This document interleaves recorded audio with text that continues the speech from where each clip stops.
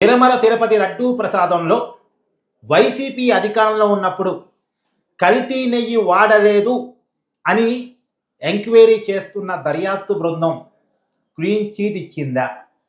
ఇచ్చింది అని చెప్తుంది వైసీపీ పార్టీ, ఇచ్చింది అని చెప్తుంది వైసీపీ సోషల్ మీడియా, ఇచ్చింది అని చెప్తుంది సాక్షి మీడియా, ఇచ్చింది అని చెప్తుంది కొంతమంది జర్నలిస్టు మేధావుల ఫోరమ్స్. కానీ ఇచ్చిందా? సిట్ చెప్పింది ఏంది? సిట్ చెప్పింది ఏంది అంటే పాల సేకరణ లేని బోలేబాబా డైరీ నుంచి నెయ్యిని సేకరించారు.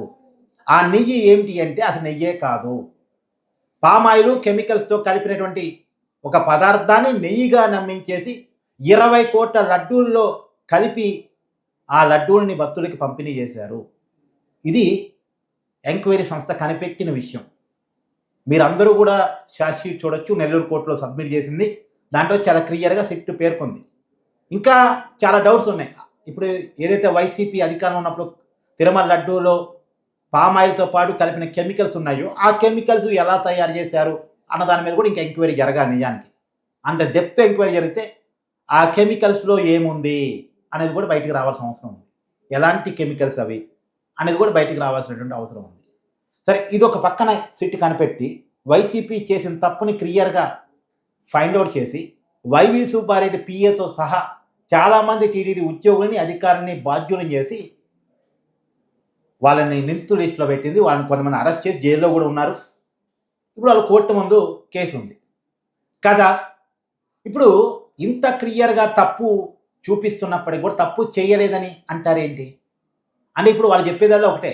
అప్పట్లో చంద్రబాబు నాయుడు గారు యానిమల్ ఫ్యాట్ అన్నారు కదా, యానిమల్ ఫ్యాట్ విషయం చెప్పట్లేదు కదా ఇప్పుడు సిట్ అని. కరెక్టే, ఇప్పుడు సిట్ యానిమల్ ఫ్యాట్ అనేటువంటి విషయం చెప్పట్లేదు, నిజమే, ఒప్పుకుందాం.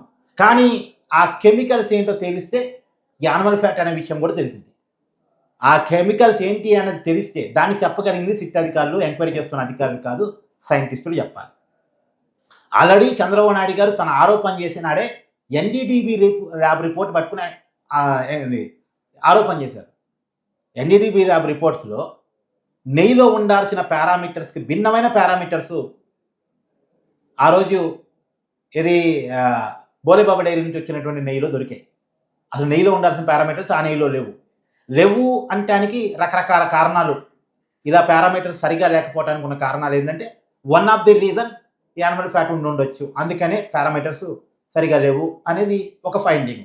ఆ ఫైండింగ్ ఆధారంగా చంద్రబాబు నాయుడు గారు తన అనుమానాన్ని వ్యక్తం చేశారు. ఆ అనుమానం సిట్ వేశారు. సిట్లో కాదు, మాకు సిబిఐతో ఎంక్వైరీ కావాలని వైసీపీ నాయకులు వైవి సుబ్బారెడ్డి గారు సుప్రీంకోర్టుకి వెళ్ళారు. సుప్రీంకోర్టు ప్రత్యేక దర్యాప్తు బృందాన్ని నియమించింది.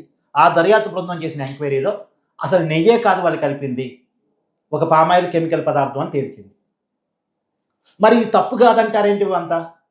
పైగా ఒక జర్నలిస్టు ఒక లాజిక్ మాట్లాడాడండి, అసలు మామూలు లాజిక్ కాదు, జగన్మోహన్ రెడ్డి తమ్ముడు అనిపించాడు.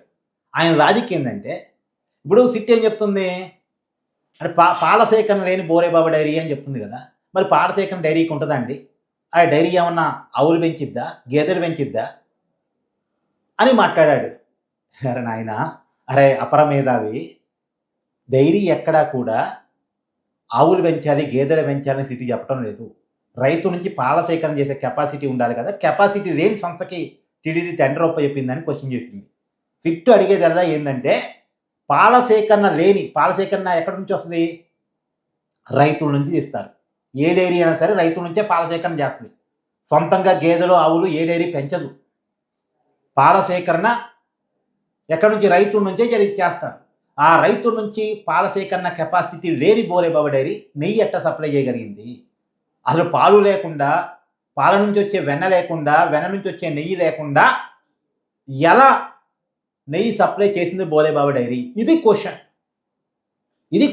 దీనికి నువ్వు మాట్లాడు. అంతేగాని ప్రజల్ని తప్పుదో పట్టించే విధంగా జగన్ని భుజానెత్తుకోవడం కోసం, జగన్ చేసిన తప్పుని సమర్థించడం కోసం ఏంటి నీ ప్రయత్నం? నువ్వు అమ్ముడుపోయావు. విజయసాయిరెడ్డి నువ్వు అమ్ముడుపోయిన విషయాన్ని బయట పెట్టాడు. సరే, నువ్వు భుజాన గాయి కాస్తే కాసుకో, కానీ నీ జగన్మోహన్ రెడ్డి భజన కోసం దేవుడి మీద కోపం చూపిస్తావేంది? పైగా నువ్వు తిరుమలలో ఇన్నాళ్ళ రిపోర్టర్ చేసి అంటున్నావు. దేవుడి మీద నీ కోపం ఏంటి? దేవుడి మీద నీ ప్రతాపం ఏంటి? సరే, జర్నలిస్ట్ గురించి మనం ఎక్కువ మాట్లాడుకోవడం వృధా కానీ మన సబ్జెక్ట్‌లోకి వద్దాం. ప్రత్యేక దర్యాప్తు బృందం ఆ విషయాన్ని తేలిస్తే, ఇప్పుడేదో వైసీపీ నాయకులందరికి కూడా క్లీన్ చిట్ వచ్చినట్టు, వైసీపీ నాయకులకి క్లీన్ చిట్ వస్తే, వైసీపీ అధికారంలో ఉన్నప్పుడు తప్పు జరగకపోతే, ఇప్పుడు వైవి సుబ్బారెడ్డి గారి పీఏ ఎందుకు జైల్‌లో ఉన్నాడు? జైల్‌లో ఉండాల్సిన అవసరం ఏంటి? తప్పు జరగలేదు గదా! వైసీపీ నాయకుల ఉద్దేశంలో. అంటే అతను జైల్‌లో ఉన్నాడంటే తప్పు చేశారు కాబట్టి జైల్‌లో ఉన్నాడు. కేస్ ఉంది అంటే ఇంకా తప్పు జరిగింది కాబట్టి కేస్ ఉంది. చార్జ్ షీట్ నమోదైంది. ఇంకా కూడా చార్జ్ షీట్‌లొస్తాయి. దాంట్లో వైవి సుబ్బారెడ్డి గారు కూడా ఇరక్కపోవచ్చు. ఇప్పుడు మనం అడగాల్సిందేంది? పాపం పీఏదేముంది పాపం. పీఏ తప్పెక్కడ చేస్తాడు? వైవి సుబ్బారెడ్డి గారు తప్పు చేసుంటాడు. భూమన కరుణాకర్ రెడ్డి గారు తప్పు చేసుంటారు. జగన్మోహన్ రెడ్డి గారు తప్పు చేసుంటారు. వీళ్ళేమో ఓరల్‌గా చెప్పారు కాబట్టి ఇరుక్కోపోలేదు కేసులో. పాపం అతనేమో డైరెక్ట్ తన అకౌంట్‌లో డబ్బులేపించుకున్నారు కాబట్టి దొరికిపోయాడు. కానీ తప్పు చేపిచ్చింది వీళ్ళు గదా! వీళ్ళని గదా అరెస్ట్ చేయాల్సింది. వీళ్ళని గదా కేసులు పెట్టాల్సింది అని మనం అడగాలి జర్నలిస్ట్‌గా. ఎందుకంటే ఒక పీఏ దగ్గరో, టీటీడీ అధికారి దగ్గరో, టీటీడీ ఉద్యోగి దగ్గరో కేసు ఆగిపోకూడదు. వాళ్ళ స్థాయి తప్పు నెయ్యిని తిరుమల దేవస్థానంలోకి అలో చేసేంత కాదు వాళ్ళ స్థాయి. ఆ తప్పు చేస్తే వైవి సుబ్బారెడ్డి గారు చేసుండాలి. భూమన కరుణాకర్ రెడ్డి గారు చేసుండాలి. లేదు జగన్మోహన్ రెడ్డి గారు చేసుండాలి. వీళ్ళ కనుసన్నల్లోనే జరిగుంటది. 235,00,00,000 కుంభకోణం. అంత పెద్ద కుంభకోణం. కాబట్టి వీళ్ళని గదా చార్జ్ చేయాల్సిందే అని మనం అడగగలగాలి. జర్నలిస్టులు చేయాల్సిందది. జగన్మోహన్ రెడ్డి గారి మీద కేసు ఎందుకు పెట్టలేదని అడుగు. వైవి సుబ్బారెడ్డి మీద కేసు ఎందుకు పెట్టలేదని అడుగు. వాళ్ళని ఎందుకు బాధ్యులు చేయలేదని అడుగు. ఆనాడు టీడీపీ బోర్డుని బాధ్యులు ఎందుకు చేయలేదని అడుగు. ఇలా అడిగితే బావుంటది తప్ప, ఉన్న కేసుని లేదని జెప్పి, జరిగిన తప్పుని జరగలేదని జెప్పి, అసలు నెయ్యే లేని పదార్థాన్ని కవర్ చేయటానికి ప్రయత్నం చేసి, జనాలని పిచ్చోళ్ళని చేయటానికి ప్రయత్నం చేస్తే కుదిరే పని కాదు. మిత్రులారా మీరేమంటారో కూడా కామెంట్ రూపంలో తెలియజేయండి. Thank you.